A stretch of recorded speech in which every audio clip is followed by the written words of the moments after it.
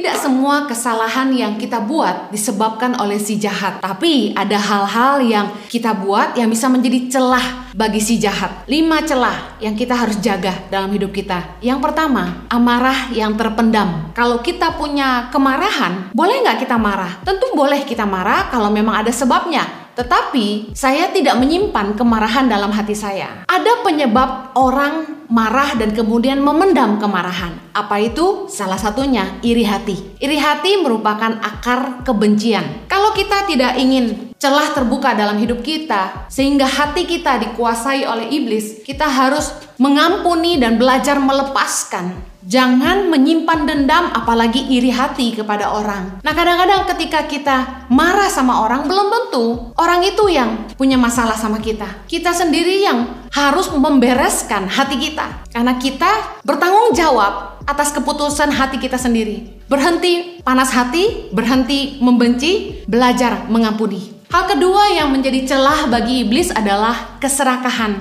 Orang yang tidak menjaga hati, tetapi cinta uang, berani mencuri, jelas akan dikuasai oleh roh jahat. Banyak orang yang kelihatannya selalu ada di rumah Tuhan, dekat dengan hamba-hamba Tuhan, bahkan mungkin pelayan Tuhan. Tapi kalau hatinya cinta uang, akan mudah dirasuk iblis. Hal ketiga yang membuat celah bagi iblis masuk dalam hidup kita adalah ketidaksehatian, unsettled problem. Celah yang keempat yang merupakan celah bagi iblis untuk masuk dalam hidup kita adalah keangkuhan. Kalau kita tidak mau ditunggangi oleh iblis, jangan sampai kita sombong karena ketika kita mulai tinggi hati, iblis mulai pegang kendali. Celah yang kelima adalah kemunafikan. Ada orang-orang yang kelihatan baik di tengah-tengah jemaat.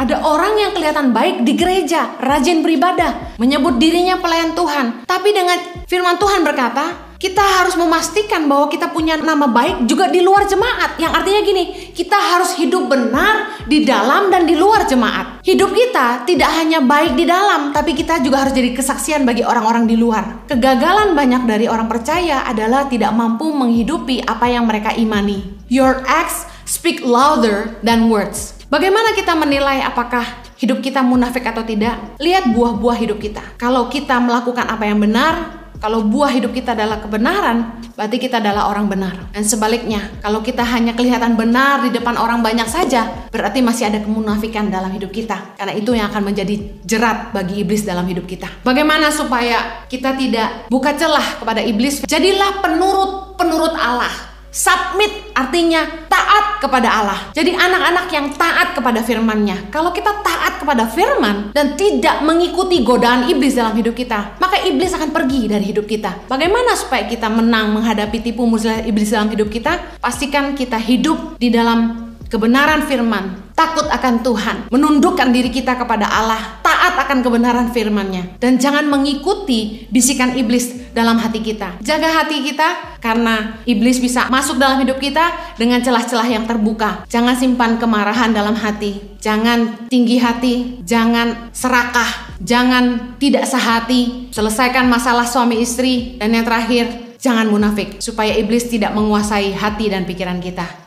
Bapa, kami bersyukur buat anugerah-Mu, buat pemeliharaan-Mu sepanjang minggu ini. Bersyukur buat anugerah-Mu Tuhan, kalau kami boleh kembali menikmati ibadah bersama-sama. Berdoa supaya firman-Mu menjadi kebenaran bagi kami, yang menuntun setiap langkah kami.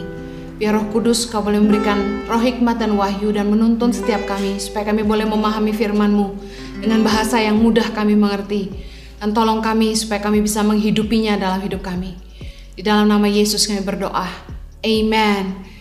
Hari ini saya akan menyampaikan firman Tuhan dengan judul The Devil's Crack, yang artinya celah iblis. Tidak semua kesalahan yang kita buat disebabkan oleh si jahat. Tapi ada hal-hal yang kita buat yang bisa menjadi celah bagi si jahat. 1 Timotius 5 ayat yang ke-8 berkata, sadarlah dan berjaga-jagalah, lawanmu si iblis berjalan keliling sama seperti singa yang mengaum-ngaum dan mencari orang yang dapat ditelannya. Ada 5 hal yang saya ingin bagikan yang menjadi celah bagi iblis untuk masuk dalam hidup kita. Ada 5 celah yang kita harus jaga dalam hidup kita. Yang pertama, amarah yang terpendam. Efesus 4 ayat 26 berkata begini, apabila kamu menjadi marah, janganlah kamu berbuat dosa. Janganlah matahari terbenam sebelum padam amarahmu. Ayat 27 berkata, dan janganlah beri kesempatan kepada iblis. Jangan menyimpan kemarahan dalam hati kita, karena itu merupakan celah bagi iblis untuk masuk dalam hidup kita. Kita harus belajar untuk cepat mengampuni dan belajar mudah melepaskan. Orang yang murah hati tidak menyimpan amarah dalam hati. Saya belajar dari dulu kalau ada masalah apa-apa, saya segera selesaikan supaya saya bisa tidur dengan nyenyak.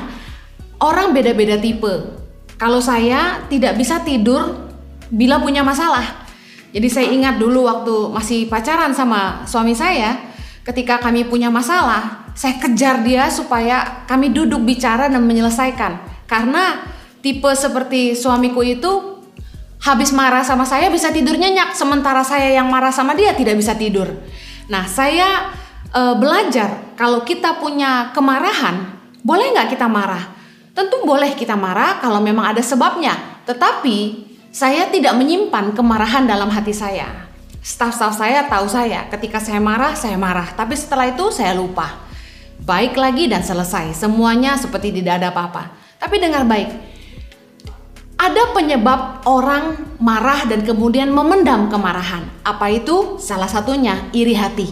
Iri hati merupakan akar kebencian. Kejadian 4 ayat 4 berkata gini, Habel juga mempersembahkan korban persembahan dari anak sulung kambing dombanya, yakni lemak-lemaknya, maka Tuhan mengindahkan Habel dan korban persembahannya itu, tetapi Kain dan korban persembahannya tidak diindahkannya. Lalu hati Kain menjadi sangat panas dan mukanya muram. Kejadian 4 ayat 6, firman Tuhan kepada Kain, mengapa hatimu panas dan mukamu muram? Apakah mukamu tidak akan berseri jika engkau berbuat baik? Tetapi jika engkau tidak berbuat baik, dosa sudah mengintip di depan pintu. Ia sangat menggoda engkau, tetapi engkau harus berkuasa atasnya. Dan kita tahu bahwa dalam kisah ini, karena iri hati melihat persembahan adiknya diterima oleh Tuhan, Kain menjadi marah dan mukanya muram. Dan Tuhan mengingatkan kepada Kain untuk berbuat baik karena dosa sudah mengintip di depan pintu. Dan kita tahu ceritanya bahwa Kain pada akhirnya membunuh Habel. Dari iri hati, marah, lalu dia membunuh adik kandungnya sendiri. Kalau kita tidak ingin celah terbuka dalam hidup kita, sehingga hati kita dikuasai oleh iblis, kita harus mengampuni dan belajar melepaskan. Jangan menyimpan dendam, apalagi iri hati kepada orang. Kisah Kain merupakan satu pelajaran, hanya berangkat dari iri hati, kemudian marah, dan kemudian dia membunuh adiknya sendiri. Padahal Habel tidak bersalah. Nah, kadang-kadang ketika kita marah sama orang, belum tentu orang itu yang punya masalah sama kita. Kita sendiri yang harus membereskan hati kita, karena kita bertanggung jawab atas keputusan hati kita sendiri. Berhenti panas hati, berhenti membenci, belajar mengampuni. Hal kedua yang menjadi celah bagi iblis adalah keserakahan. Dalam Lukas 22 ayat yang ketiga dikatakan, maka masuklah iblis ke dalam Yudas yang bernama Iskariot, seorang dari ke-12 murid itu. Dalam Yohanes 13 ayat kedua dikatakan, mereka sedang makan bersama dan iblis telah membisikkan rencana dalam hati Yudas Iskariot, anak Simon, untuk mengkhianati dia.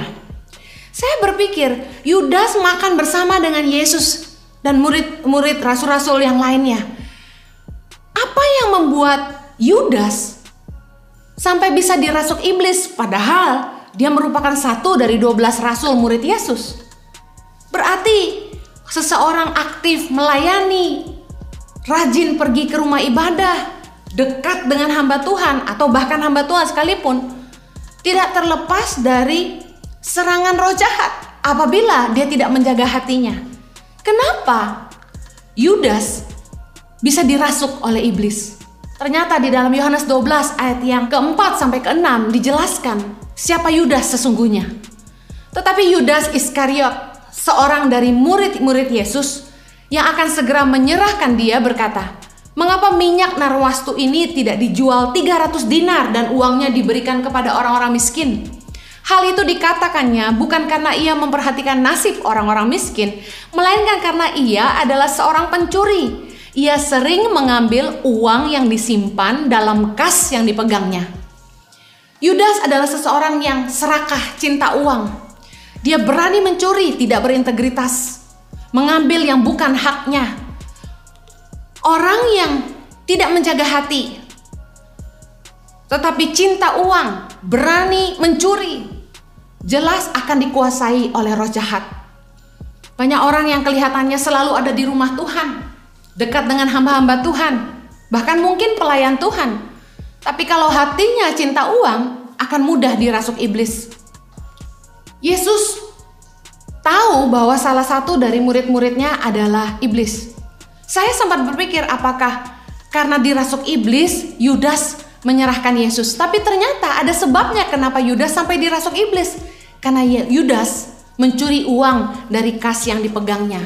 Kita tahu bahwa Yudas adalah bendahara dari ke-12 murid Yesus. Hati-hati kalau Anda bendahara di sebuah gereja atau bendahara di sebuah organisasi atau Anda bekerja di bagian keuangan, karena orang-orang yang bekerja di area ini harus bisa dipercaya. Hal ketiga yang membuat celah bagi iblis masuk dalam hidup kita adalah ketidaksehatian, unsettled problem. Dalam 1 Korintus 7 ayat yang ketiga dikatakan, hendaklah suami memenuhi kewajibannya terhadap istrinya, demikian pula istri terhadap suaminya. Istri tidak berkuasa atas tubuhnya sendiri, tetapi suaminya. Demikian pula suami tidak berkuasa atas tubuhnya sendiri tetapi istrinya. Janganlah kamu saling menjauhi kecuali dengan persetujuan bersama untuk sementara waktu supaya kamu mendapat kesempatan untuk berdoa. Sesudah itu hendaklah kamu kembali hidup bersama-sama supaya iblis jangan menggodai kamu karena kamu tidak tahan bertarak. Sebagian penyebab dari perselingkuhan adalah hubungan suami istri yang memburuk dikarenakan oleh masing-masing tidak menjalankan kewajiban sesuai fungsi, sehingga timbul kekecewaan terhadap satu sama lain. Ekspektasi yang tidak terpenuhi diperparah dengan tidak adanya komunikasi. Tinggal berjauhan terlalu lama sehingga kebutuhan biologis dan kehadirannya tidak terpenuhi, sehingga pasangan mungkin merasa kesepian. Nah, ini menjadi celah bagi orang ketiga. Firman Tuhan mengajarkan kepada kita bahwa di dalam hubungan suami istri, iblis dapat menggoda kita kalau hal-hal ini terjadi. Yaitu apabila salah satu atau masing-masing tidak menjalankan kewajibannya, ekspektasi tidak terpenuhi sehingga kecewa, kemudian tinggal berjauhan terlalu lama. Ada yang bilang, Bu Heni, bagaimana kalau merupakan tuntutan pekerjaan, suami saya harus bekerja di pedalaman sementara saya dan anak-anak di kota. Di dalam sebuah seminar wanita saya pernah sampaikan, kalau memang suamimu oleh pekerjaannya karena urusan dinas dia ditempatkan di sebuah daerah, sebagai istri sebaiknya ikut. Harus ada yang berkorban, harus ada yang mau mengalah. Katakanlah kalau kontrak kerjanya cuma sebentar, 1 tahun, firman Tuhan izinkan tinggal berpisah sementara dengan persetujuan bersama. Jadi harus sepakat untuk tinggal pisah, tapi hanya untuk sementara waktu. Bagaimana kalau dinasnya sampai 3-5 tahun? Salah satu harus mengalah. Saran saya, dipertimbangkan matang-matang apa yang terbaik bagi Anda dan keluarga Anda. Anak-anak yang masih kecil mungkin masih bisa ikut untuk pergi ke daerah yang mungkin sekolahnya belum terlalu bagus, tapi mamah bisa mengajar homeschooling buat anak-anaknya demi kesatuan rumah tangga. Atau bila istri pekerjaannya jauh lebih baik dan menghasilkan uang yang lebih baik, mungkin suami yang harus mengalah dan lain sebagainya. Banyak cara yang bisa diambil untuk menjaga keutuhan rumah tangga. Long distance relationship tidak mudah. Tentu Anda akan merasa sangat kesepian.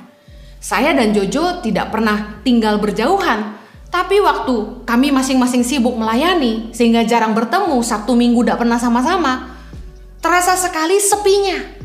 Tidak ada sosok seseorang yang biasa mendampingi kita, tidak ada teman yang biasa bisa menemani kita makan bersama. Bahayanya ketika celah ini terbuka, iblis masuk dengan sosok orang yang sangat mengagumkan bagi Anda. Mungkin Anda bilang, saya kuat. Tapi sudah berapa banyak kita melihat dan kita mendengar orang-orang selingkuh dengan rekan sekerjanya. Bahkan orang-orang yang berpisah dengan pasangannya hanya karena mereka jatuh cinta dengan orang-orang yang lebih sering bertemu dengan mereka. Apakah uang lebih penting daripada keutuhan rumah tangga? Menikah bukan untuk menghidupi keluarga, tapi untuk hidup bersama-sama. Bagi saya lebih baik uang tidak seberapa, yang penting kami kumpul sama-sama. Celah yang keempat yang merupakan celah bagi iblis untuk masuk dalam hidup kita adalah keangkuhan. 1 Timotius 3 ayat 6 berkata, janganlah ia seorang yang baru bertobat agar jangan ia menjadi sombong dan kena hukuman iblis. Tinggi hati adalah sifat iblis. Yesaya 14 ayat yang ke-14 berkata, aku hendak naik mengatasi ketinggian awan-awan, hendak menyamai yang maha tinggi. Sebaliknya ke dalam dunia orang mati engkau diturunkan ke tempat yang paling dalam di liang kubur. Kita tahu tentang kisah bagaimana iblis jatuh karena kesombongan. Kalau kita tidak mau ditunggangi oleh iblis, jangan sampai kita sombong, karena ketika kita mulai tinggi hati, iblis mulai pegang kendali. Celah yang kelima adalah kemunafikan. Dalam 1 Timotius 3 ayat yang ke-7 dikatakan, hendaklah ia juga mempunyai nama baik di luar jemaat, agar jangan ia digugat orang dan jatuh ke dalam jerat iblis. Dikatakan hendaklah ia mempunyai nama baik di luar jemaat. Artinya gini, ada orang-orang yang kelihatan baik di tengah-tengah jemaat. Ada orang yang kelihatan baik di gereja, rajin beribadah, menyebut dirinya pelayan Tuhan. Tapi dengan firman Tuhan berkata, kita harus memastikan bahwa kita punya nama baik juga di luar jemaat. Yang artinya gini, kita harus hidup benar di dalam dan di luar jemaat. Hidup kita tidak hanya baik di dalam, tapi kita juga harus jadi kesaksian bagi orang-orang di luar. Kegagalan banyak dari orang percaya adalah tidak mampu menghidupi apa yang mereka imani. Your acts speak louder than words. 1 Yohanes 3 ayat 7 berkata, anak-anakku, janganlah membiarkan seorang pun menyesatkan kamu. Barang siapa yang berbuat kebenaran adalah benar, sama seperti Kristus adalah benar. Bagaimana kita menilai apakah hidup kita munafik atau tidak? Lihat buah-buah hidup kita. Kalau kita melakukan apa yang benar, kalau buah hidup kita adalah kebenaran, berarti kita adalah orang benar. Dan sebaliknya, kalau kita hanya kelihatan benar di depan orang banyak saja, berarti masih ada kemunafikan dalam hidup kita. Karena itu yang akan menjadi jerat bagi iblis dalam hidup kita. Bagaimana supaya kita tidak buka celah kepada iblis? Firman Tuhan berkata dalam Yakobus 4 ayat yang 7. Karena itu tunduklah kepada Allah dan lawanlah iblis, maka ia akan lari daripadamu. Dalam bahasa Inggris dikatakan, submit yourself therefore to God. Resist the devil and he will flee from you. Jadilah penurut Allah. Submit artinya taat kepada Allah. Jadi anak-anak yang taat kepada firman-Nya. Kalau kita taat kepada firman dan tidak mengikuti godaan iblis dalam hidup kita, maka iblis akan pergi dari hidup kita. Yesus memberi teladan ketika dia dicobai di padang gurun. 3 kali iblis mencobai Yesus. Yesus melawannya dengan firman Allah, dan Yesus menolak setiap permintaan iblis. Bagaimana supaya kita menang menghadapi tipu muslihat iblis dalam hidup kita? Pastikan kita hidup di dalam kebenaran firman, takut akan Tuhan, menundukkan diri kita kepada Allah, taat akan kebenaran firman-Nya, dan jangan mengikuti bisikan iblis dalam hati kita. Jaga hati kita, karena iblis bisa masuk dalam hidup kita dengan celah-celah yang terbuka. Jangan simpan kemarahan dalam hati, jangan tinggi hati, jangan serakah, jangan tidak sehati. Selesaikan masalah suami istri. Dan yang terakhir, Jangan munafik, supaya iblis tidak menguasai hati dan pikiran kita. Mari kita berdoa.